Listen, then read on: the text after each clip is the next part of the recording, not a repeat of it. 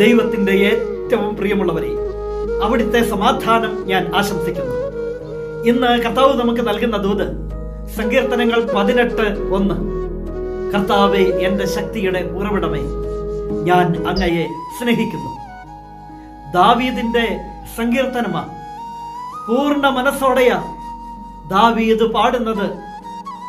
എന്റെ കർത്താവേ, എന്റെ ശക്തിയുടെ ഉറവിടമേ, ഞാൻ അവിടുത്തെ സ്നേഹിക്കുന്നു.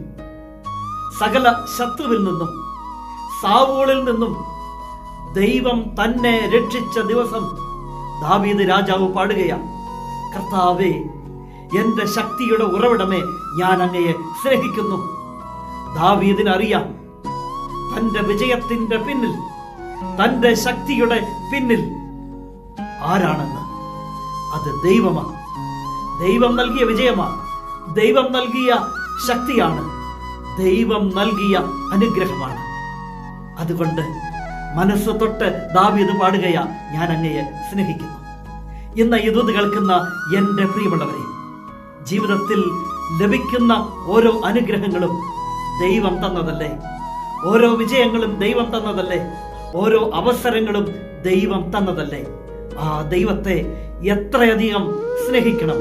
എങ്കിൽ നമുക്കും നെഞ്ചു തൊട്ട് പാടാം, കർത്താവേ, എന്റെ ശക്തിയുടെ ഉറവിടമേ, ഞാൻ അങ്ങയെ സ്നേഹിക്കുന്നു. കരുണാമയനായ ദൈവം, സ്നേഹനിധിയായ ദൈവം നമ്മെ എല്ലാവരെയും സമൃദ്ധിയായി അനുഗ്രഹിക്കും.